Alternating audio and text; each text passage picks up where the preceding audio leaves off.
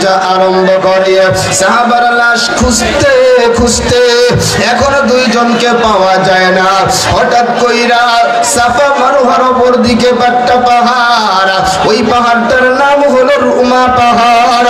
একজন সাহাবা তাকাইয়া দেখে রুমা পাহাড়ের দিকে একজন সাহাবীর লাশ পড়ে আছে, যার হাতগুলো কাটা, যার পাটাও কাটা, যার পেটটাও ফাড়া, যার বুকটাও ফাড়া। আবার কে যেন বুকের ভিতর থেকে কলিজাটা বের করে চিবায়া চিবায়া খাইছে। আমার মায়ের নবীর সাহাবীরা ওই সাহাবাকে চিনতে পারে না, সবাই দৌড়ায়া নবীর কাছে হাজির। ও পয়গম্বর, পাশের পাহাড়ি তো একজনকে পাওয়া গেছে, এই মানুষটাকে আমরা চিনতে পারি নাই। আমার মায়ের নবী দৌড়ায়া হাজির। আমার মায়ার নবিয়া নবীর সাহাবীর দিকে তাকায়া ছোট্ট বাচ্চার মতো ফুফায়া ফুফায়া কান্না করে আর বলে, ও সাহাবার দল, এই মানুষটারে তোমরা চিনো না, ইনি আর কেউ না, ইনি আমার বাবার সমতুল্য, আমার চাচা। ওরে যুবক, 69 জন যখন পুরান হলো, এখনো একজন পুরা হয় নাই।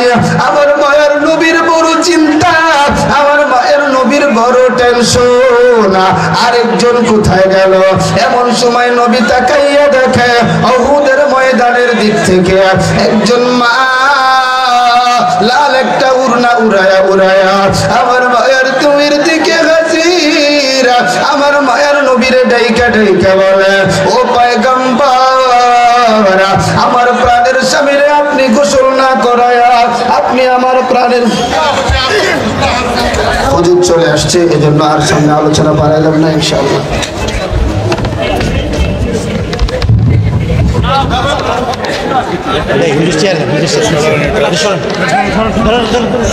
লাগবে না, এটা একটু সরাই দেন।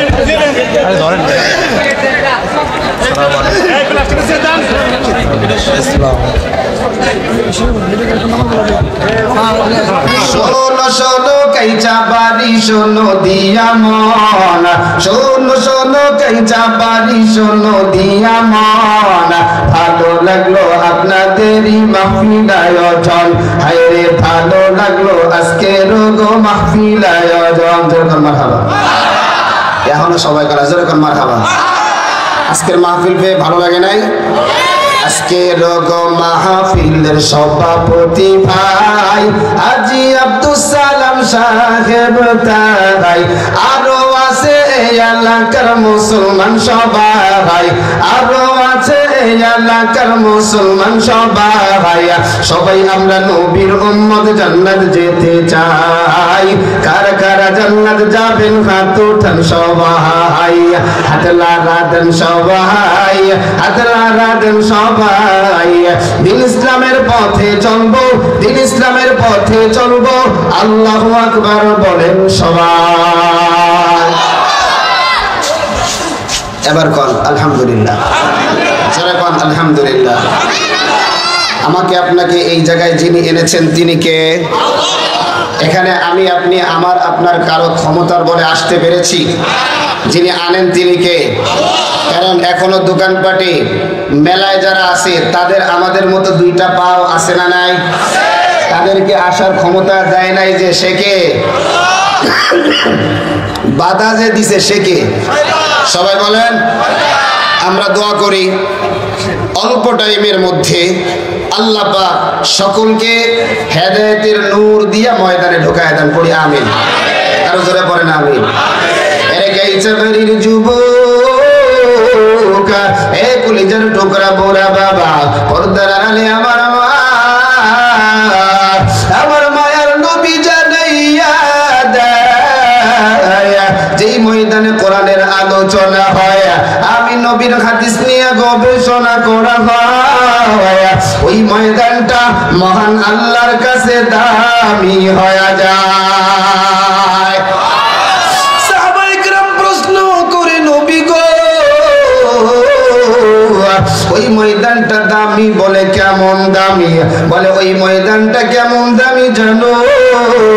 বলে ওই ময়দানে আল্লাহ পাকের রহমত অনবরত বর্ষণ হতে থাকে। সুবহানাল্লাহ। এর যুবক, আমার আল্লাহ কত গুনাহগারকে এক ফোঁটা রহমত লাগাইয়া, এক ফোঁটা মায়া লাগাইয়া গুনাহগার গুলোর হেদায়েত দিয়ে দিল। কারণ আমার আল্লাহর বড় দয়া, কারণ আমার আল্লাহর বড় মায়া। আমার দয়ার নবী জানাইয়া দেয়, আল্লাহর বান্দা বান্দি যদি আল্লাহর রহমতের দিকে এক বিঘা আগায় যায়, আমার আল্লাহর রহমত ওই বান্দা বান্দিদের দিকে এক হাত আগায় যায়। আল্লাহর কোন বান্দা বান্দি যদি আল্লাহর রহমতের দিকে এক হাত আগায় যায়, আমার আল্লাহর রহমত ওই বান্দা বান্দির দিকে দুই হাত আগায় যায়।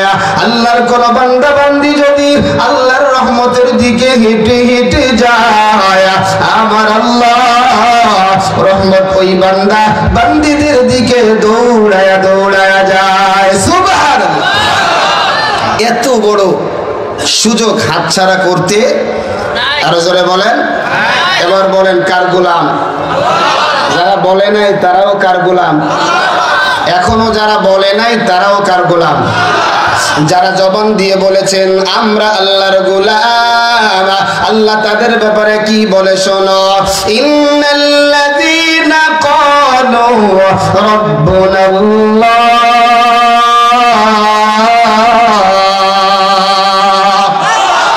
আল্লাহ জানাইয়া দেয় যারা বলে আমি তাদের রব, জোরে বলেন আমাদের রবকে।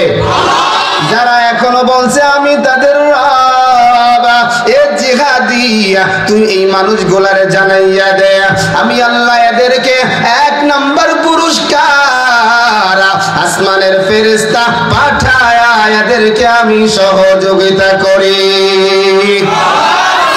আল্লাহ যারা সাহায্য করে সহযোগিতা করে তার কোনো ভয়, তার কোনো চিন্তা। ভয় যদি করতে হয় করব কাকে? আরো জোরে আরো জোরে। কোন নেতার চোখরাঙ্গানুকে ভয় করার টাইম? আরো জোরে কোন টাইম?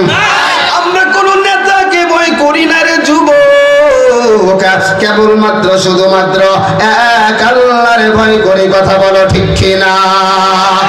কারণ আমরা সবাই কার গোলাম? আরো জোরে কার গোলাম? নাস্তিকতা নিপাত যাক, দিন ইসলাম জিন্দাবাদ। নাস্তিকতা নিপাত যাক, দিন ইসলাম জিন্দাবাদ। কোটি প্রাণে একই আওয়াজ, খোদাদ্রোহী ছাড় পাবে না, এই বাংলায় ঠাই হবে না। মুসলমানরা জেগেছে আজ, ঠিক না? কদমে সামনে চলো চলো চলো সামনে চলো, বজ্র কণ্ঠে আওয়াজ তোলো, সবাই মিলে একই তালে দাও না স্লোগান, নারায়ে তাকবীর, নারায়ে তাকবীর। দিন ইসলাম দিন ইসলাম জিন্দাবাদ জিন্দাবাদ। মুসলমানের এই দেশেতে নাস্তিকদের ঠাঁই নাই, নাস্তিকদের পক্ষে যারা তাদের কোনো রক্ষা নাই। মুসলমানের এই দেশেতে ইস্কনদের ঠাঁই নাই, ইস্কনদের দালাল যারা তাদের কোনো রক্ষা নাই। এই দেশেতে থাকতে হলে কোরআন মানতে হবে, কোরআন না মানলে তারা বিতাড়িত হবে। কদমে সামনে চলো চলো চলো সামনে চলো, বজ্র কণ্ঠে আওয়াজ তোলো, সবাই মিলে একই তালে দাও না স্লোগান, নারায়ে তাকবীর, নারায়ে তাকবীর। দিন ইসলাম দিন ইসলাম জিন্দাবাদ জিন্দাবাদ। ইসলামেরই জন্য দেশের হয়েছে জন্ম, ঠিক না?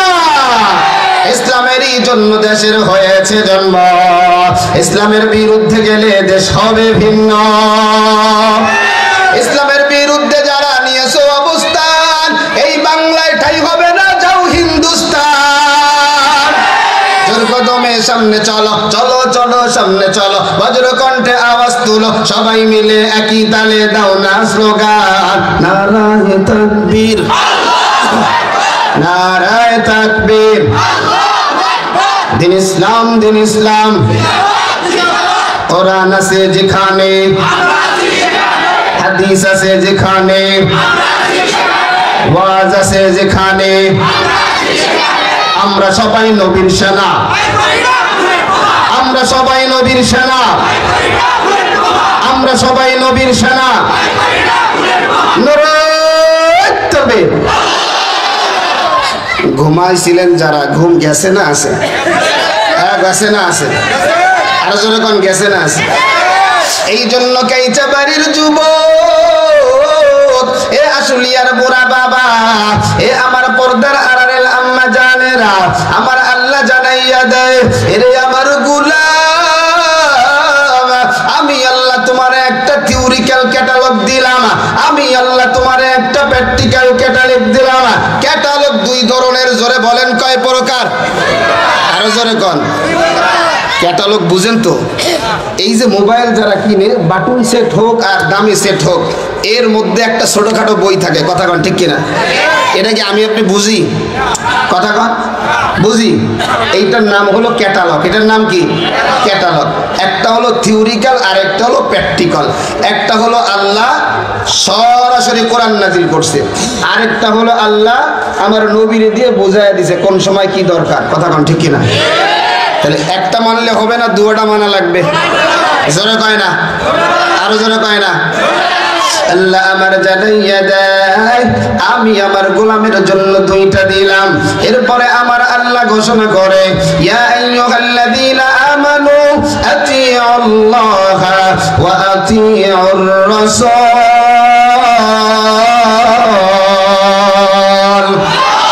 আল্লাহ আমার জানাইয়া দেয়, এরে আমার নবীর আশিক, আল্লাহ আমার জানাইয়া দেয়, এরে আমার গোলাম, এক নাম্বার কথা হলো আনুগত্য করবা আমি আল্লাহর, মাথা নত করবা আমি আল্লাহর সামনে। কথা যদি বলতে হয় জবান দিয়ে কথা বলবা আমি আল্লাহর। জোরে বলেন কার? এখনো যারা কথা বলবে না মনে করবো এটা এই দলের লোক, ঠিক না? কথা কন, এই দলের লোক। এই দলের লোক তো আমরা কেউ হতে হতে নবীর দলের লোকের কারা কারা হবা হাত দুটো দেখায় দাও।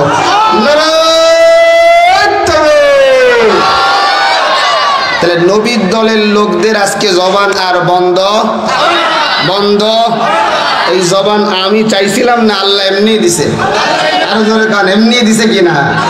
ওই আল্লাহ আমার জানাইয়া দেয় রে যুবক, এক নাম্বার আনুগত্য করবা আমি আল্লাহ, দুই নাম্বার আনুগত্য করবা কার জানো? দুই নাম্বার অনুসরণ অনুকরণ করবা আমার নবীরা। কারণ কি জানো রে মুমিন, আমি আল্লাহরে সরাসরি ডাইরেক্ট পাইবা না। আমি আল্লাহরে যদি তালাশ করো, আমি আল্লাহরে একা একা পাওয়া যাবে না। আমি আল্লাহরে পাইতে হইলে একটা মাধ্যম লাগবে। আল্লাহর কাছে জানাইয়া দেই, জবাব চাই, আল্লাহ তুমি বলো তোমার যদি পাইতে চাই মাধ্যমটা তুমি জানাইয়া দাও। আল্লাহ আমার তেলাওয়াতকৃত আয়াতের ভিতরে জানাইয়া দেয়, কুল ইন কুনতুম তুহিব্বুনাল্লাহ,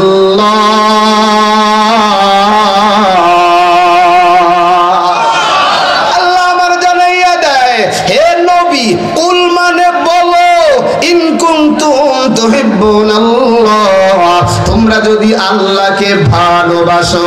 জোরে বলেন আমরা কাকে ভালোবাসি? আরো জোরে, আরো জোরে।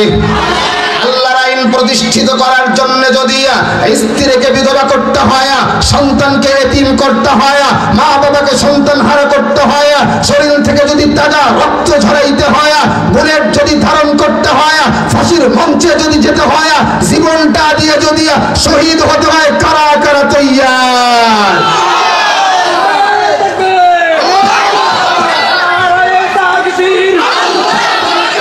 ইসলামের শত্রুরা বাংলাদেশের ইসলাম বন্ধ করতে হবে।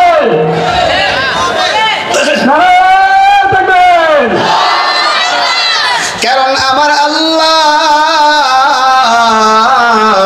এই মানুষগুলারে বড় আদর কইরা বানাইছে।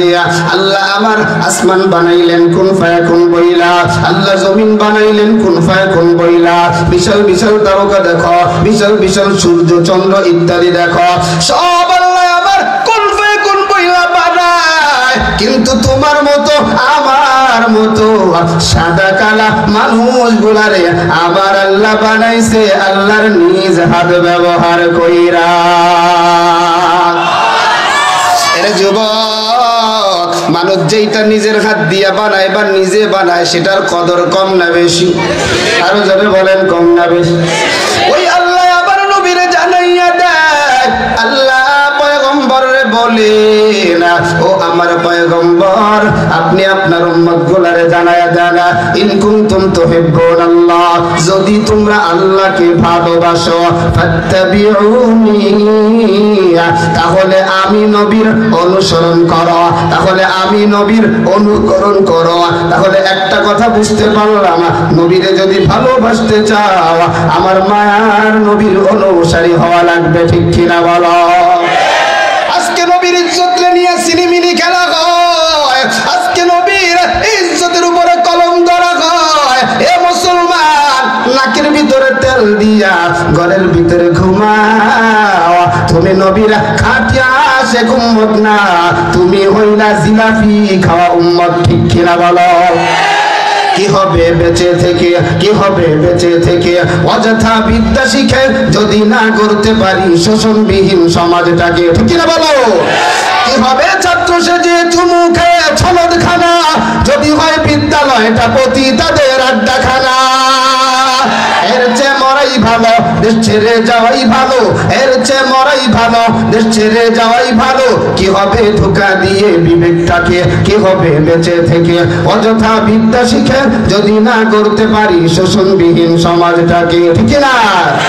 কি হবে আলেম হয়ে ইমাম সেজে সমাজেতে পারো যদি সত্য কথা উচ্চ স্বরে না বলিতে?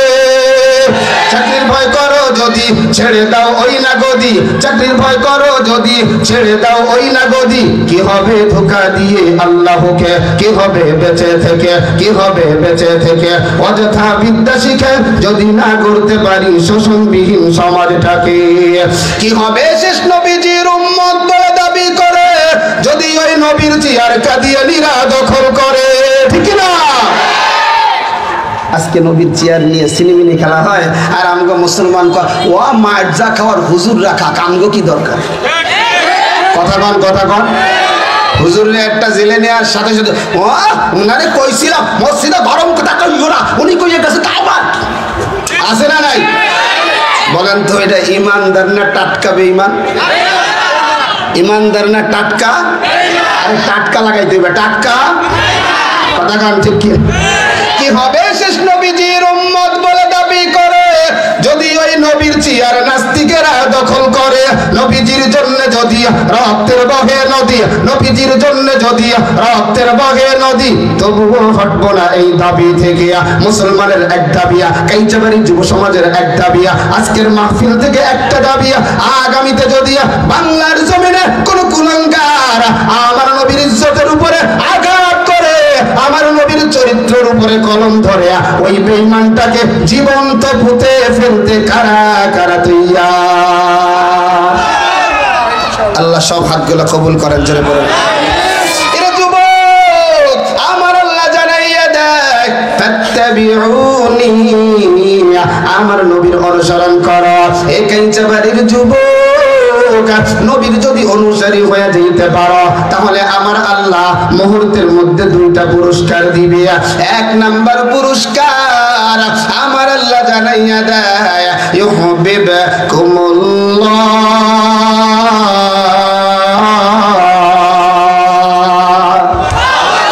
আমার আল্লাহর এক নাম্বার পুরস্কার, আমার আল্লাহ বলে আমি আমার ওই বান্দা বান্দিগুলাকে ভালোবেসে নিলাম। আরো জোরে কন, ভালোবাসবে কে? আরো জোরে কন, কে? শুধু ভালোই বাসবে তা নয়, আমার আল্লাহ জানাইয়া দেয়, ওয়া ইয়াগফির লাকুম যুনুবাকুম ওয়াল্লাহু গফুরুর রহিম। আল্লাহ বলে আমার এই বান্দা বান্দিগুলা শয়তানের প্রবঞ্চনায় পড়ে, শয়তানের ধোঁকায় পইরা যেই গুনাহগুলো করে ফেলেছে, আমি আল্লাহর নাম বড় দয়ালু, আমার নাম রহমান, আমার নাম গফুর, আমার নাম রহিম, আমার এই নামগুলোর ওসিলা করে আমার বান্দা বান্দির জীবনের সব গুনাহগুলো ক্ষমা করে দিলাম। এরা যুবক ভাই, আমার মায়ের নবী জানাইয়া দেয় কুল্লু উম্মতি ইয়াদখুলুনাল জান্নাতা ইল্লা মান আবা। আমার মায়ের নবী বলেন আমার যত উম্মত আছে সব উম্মতেরা আল্লাহর তরি জান্নাতি। সুবহানাল্লাহ সুবহানাল্লাহ। আজকে বাদ দিয়ে কালকে সকালে নাস্তা খাবেন আর ধপ করে সুবহানাল্লাহ বলেন, জোরে কোন সুবহানাল্লাহ। কালকে সকালে নাস্তা দুইটা পরোটা খাইয়ে একটা ডিম খাইয়ে একটা ডেক দেবেন সুবহানাল্লাহ। ডানে বামে তাকাই যাবো, কিরে তোর কি হঠাৎ করে তোর কাছে জেনে আসলো নাকি? কে ভাই জেনেছে যেমনি সুবহানাল্লাহ কইছিস আমরা তো ভয় পাইছি। তো জায়গাটা জায়গায় বলার দরকার আছে না নাই? সুবহানাল্লাহ বললে তো পেটের ভাত সব হজম হয়ে যায়, ঠিক না? এটাও বলে ঠিক। সুবহানাল্লাহ বলতে দেরি, জান্নাতে একটা গাছ হইতে দেরি না। গাছের ছায়া কত দূর বলে একটা দ্রুতগামী ঘোড়া 500 বছর দৌড়ায় গাছের ছায়া শেষ করতে পারবে না। এই দেখছেন সুবহানাল্লাহ কইতেছেন গাছ লেগে যেতে। আবার বলেন এরা যুবক, আমার মায়ের নবী জানাইয়া দেয় আমার সব উম্মতেরা আল্লাহর তরি জান্নাতি। কুল্লু উম্মতি ইয়াদখুলুনাল জান্নাতা ইল্লা মান আবা, তবে যারা আবা। সাহাবায়ে কেরাম প্রশ্ন করে কিলা মান আবা ইয়া রাসূলুল্লাহ, ওগো নবীজি আবা আবার কারা? আমার মায়ের নবী জানাইয়া দেয় মান আতানি দাখালাল জান্নাহ ওয়া মান আসানি ফাকাদ আবা। এর কাইচা বাড়ির যুবক, তোর পায়ে দুইটা হাত লাগায়া দিলাম। এ আমার বুড়া বাবা, এখনো যারা রাস্তায় রাস্তায় ঘুরো, তোমার কপালে আমি চুমা দিয়ে তোমার ডাকিয়া রে আমার পর্দারের বাগো, সব কাজ ফেলে তুমি প্যান্ডেলের ভিতরে চলিয়া যাও। কারণ আজকের মাহফিল বড় দামি মর্দান, আজকের বয়ান বড় দামি বয়ান। জানি না রে যুবক, আজকেকার জীবনের শেষ বয়ান, আজকেকার জীবনের শেষ আলোচনা হতে পারে আজকে রাত্রে আমি তোমাদের ভাই জিহাদির মরণ হয়ে যাইতে পারে। এ যুবক, আমার মায়ের নবী জানাইয়া দেয় যারা আমি নবীর অনুসরণ করবে, আমি নবীর ইতাআত করবে, আমি নবীকে মেনে নিবে, আমি নবীকে নিজের জীবনের চাইতে ভালোবাসবে, এরাই আল্লাহর তরি জান্নাতের মেহমান হয়ে যাবে। মায়ার নবীর জলিলুল কদর একজন সাহাবী আর দুজাহানের বাদশা হযরতে ওমর ফারুক রাদিয়াল্লাহু তাআলা আনহুকে আমার মায়ার নবী ডাক দিয়া বলে, আমারে তুমি কি পরিমাণ মহব্বত করো? হযরতে ওমর ডাক দিয়া কয়, পয়গম্বর আমি আপনাকে আমার সন্তানের চাইতে, আমার মা বাবার চাইতে বেশি মহব্বত করি। আমার মায়ের নবী ডাক দিয়া বলে, তুমি কি তোমার জীবনের চাইতে আমারে মহব্বত করনি? ওমর বলে, না গো নবী না, আমি আমার জীবনের চাইতে আপনারে বেশি মহব্বত করি না। মায়ার নবী জানাইয়া দেয়, ওমর এখনো তোমার পরিপূর্ণ ঈমান হয় নাই, পরিপূর্ণ মুমিন তুমি হও নাই।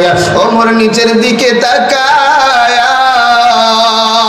একটা সেকেন্ড দেরি কইরা বলে, পয়গম্বর আমি ওমর আপনারে এত মহব্বত করি জানে না, আমি ওমর আপনারে এত ভালোবাসি জানে না, আপনার জন্য একবার না শত শতবার জীবনটা দেওয়ার জন্য প্রস্তুত।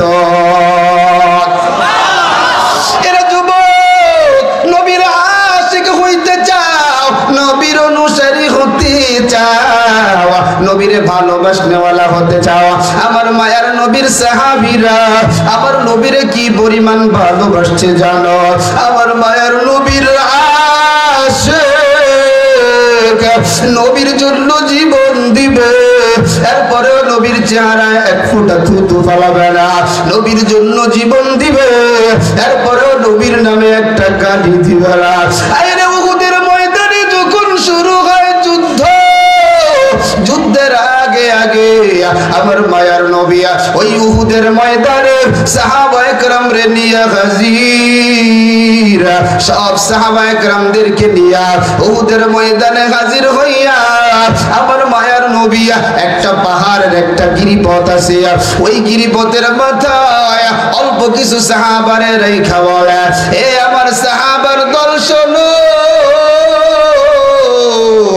এই জায়গায় তোমরা থাকবা, বিজয় হইলেও থাকবা, পরাজয় হইলেও থাকবা।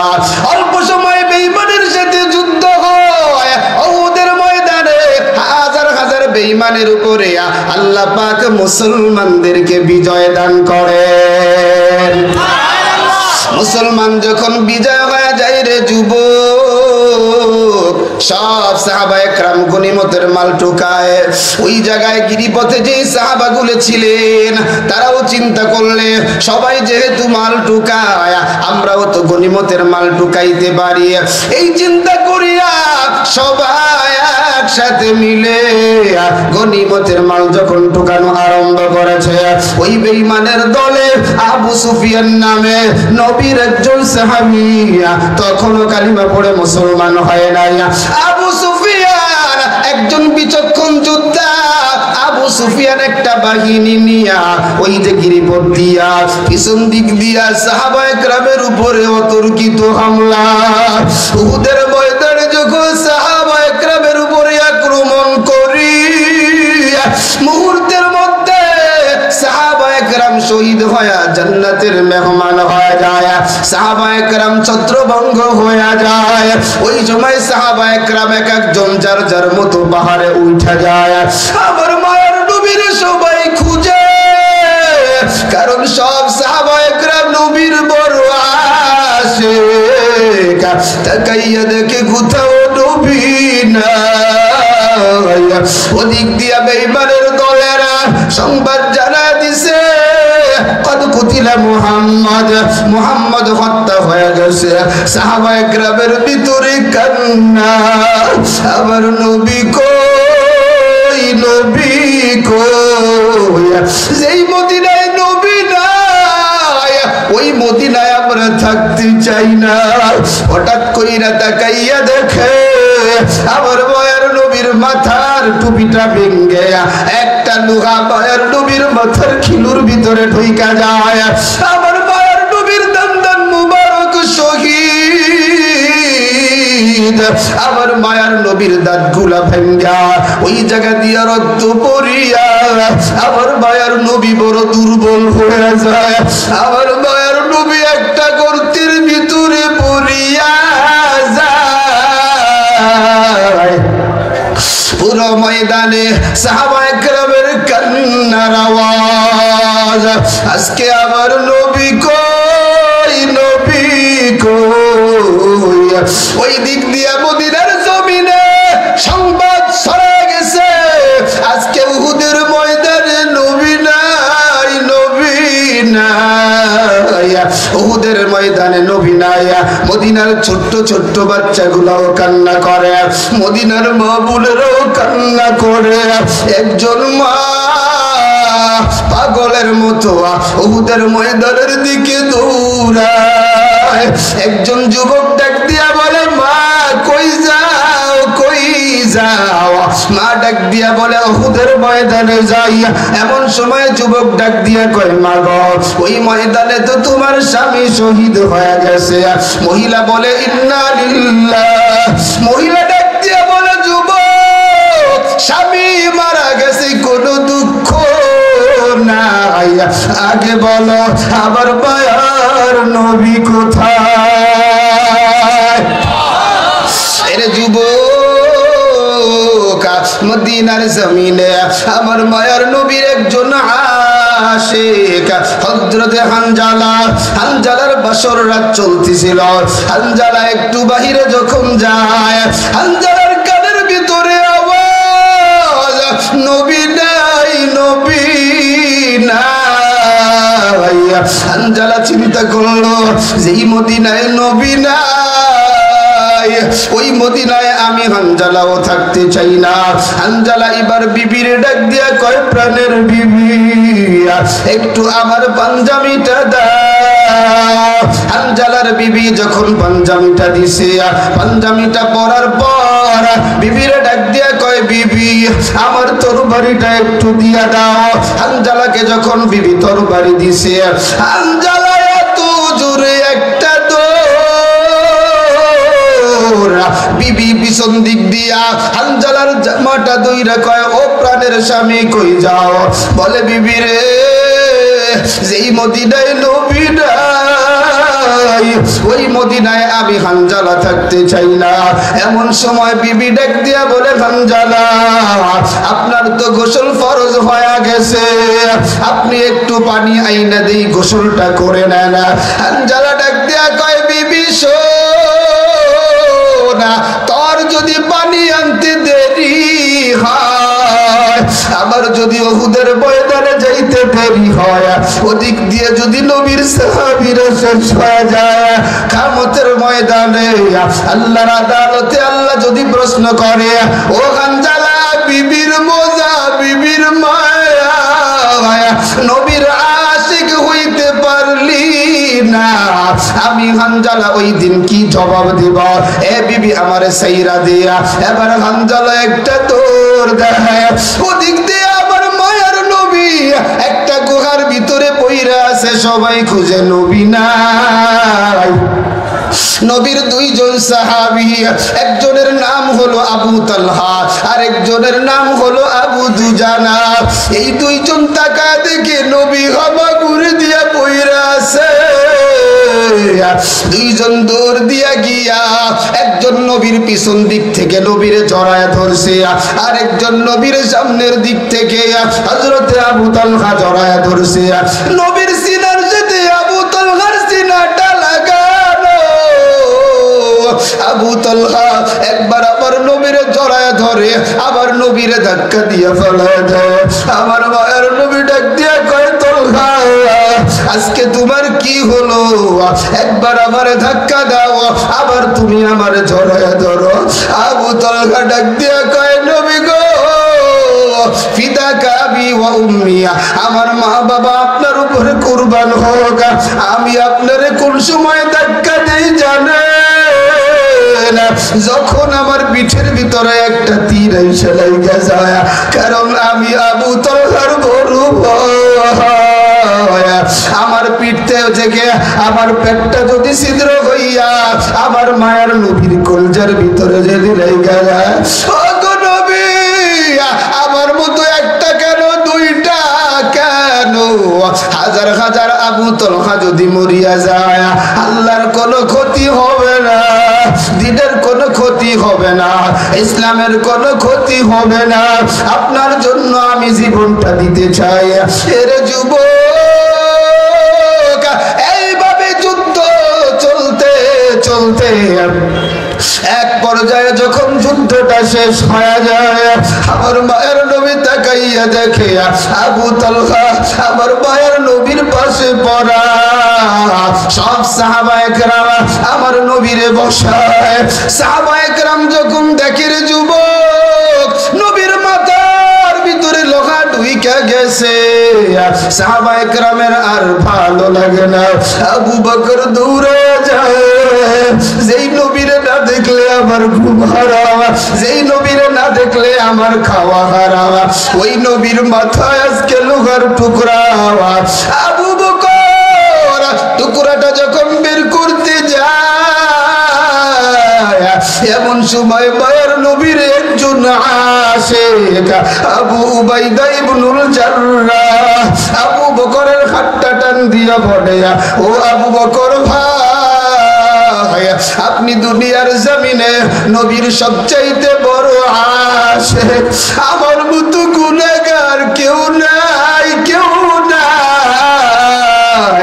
আজকে আমি নবীর আশিক হতে চাই, আজকে নবীর মাথা থেকে আমি তরবারিটা বের করব। আবু উবাইদা ইবনুল জাররাহ আমার মায়ের নবীর কাছে হাজিরা, আমার মায়ের নবীর কাছে গিয়া সামনের দুইটা তার দিয়া ওই রডটাকে কামড় দিয়া এত জোরে টান মারছে রে ভাই, আবু উবাইদা ইবনুল জাররাহ দুইটা দাঁত মুহূর্তের মধ্যে শহীদ হয়ে যায়। আল্লাহু আকবার। নবীর সাহাবীরা ডাক দিয়া বলে, নবীর আশিক আর পাগলামি করিস না, আমরা নবীকে ট্রিটমেন্ট করায়া নবীর মাথা থেকে লোহাটা বের করব, সুতরাং তুই আর পাগলামি করিস না। আবু উবাইদা ইবনুল জাররাহ ডাইকে ডাইকে বলে, নবীর সাহাবী শোনো, আজকে আর তোমরা কেউ আবার বাধা দিও না, আজকে আবার নবীর আশিক হতে দাও, আমার মুখের মধ্যে দাঁত থাকবে আর আমার মায়ের নবীর মাথার ভিতরে রোড়া লোহা থাকবে, এমনটা হতে পারে না। আবার নবীর আশিক আবু উবাইদা ইবনুল জাররাহ মারির দুইটা দাঁত দিয়া রডটা যখন কামড় দিয়া এত জোরে টান মারে, আমার মায়ের নবীর মাথা থেকে লোহাটা বের হয়ে আসে, সঙ্গে সঙ্গে আবু উবাইদা ইবনুল জাররাহ মারির দুইটা দাঁত ভেঙে যায়। আবু উবাইদা ইবনুল জাররাহ বেহুশ। আমার মায়ের নবীর মাথার ভিতরে একটু ব্যান্ডেজ করানো হয়, মায়ের নবীর দাঁতে একটু মেডিসিন লাগানো হয়, আমার মায়ের নবী একটু বসে যায়, আমার মায়ের নবীর একটু ভালো লাগে।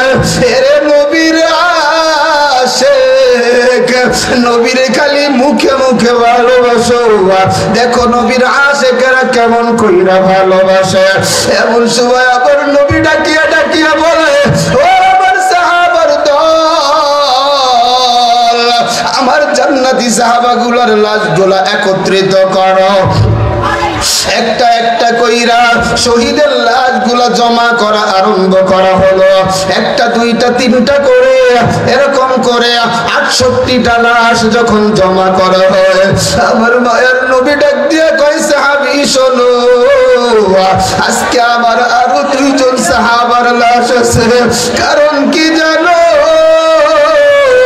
আমি গত রাত্রে স্বপ্ন দেখেছি, আমি গত রাত্রে স্বপ্ন দেখেছি আমার 70 জন 70টা উট আমি কুরবানি দিয়েছি। নারায়ে তাকবীর, নারায়ে তাকবীর।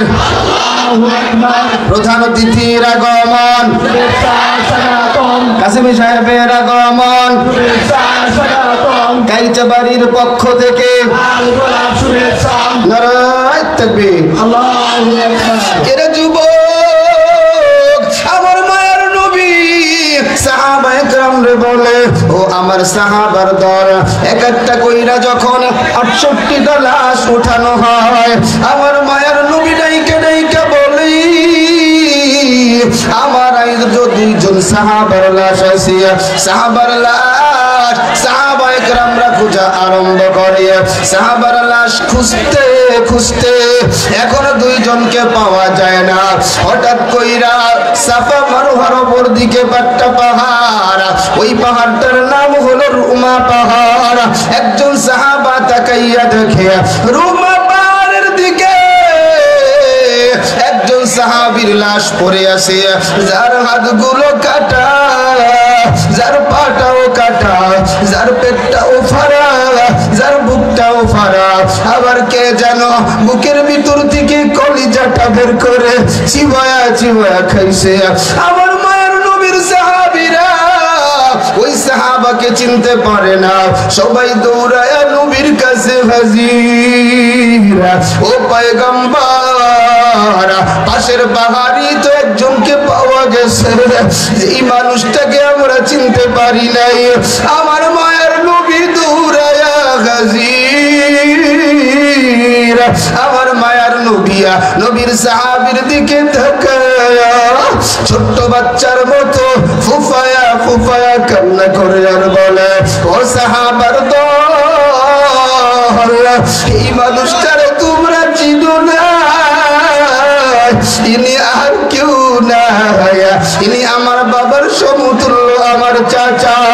ওরে যুবক, 69 জন যখন পুরান হলো, এখনো একজন পুরা হয় নাই। আমার মায়ের নবীর বড় চিন্তা, আমার মায়ের নবীর বড় টেনশন। না, আরেকজন কোথায় গেল?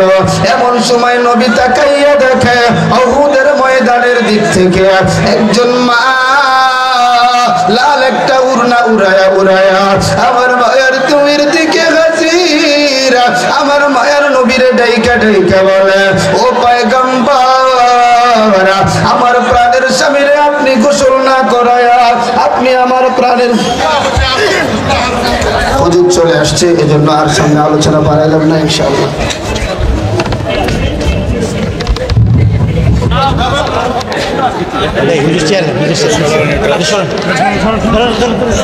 লাগবে না, এটা একটু সরাই দেন, ধরেন।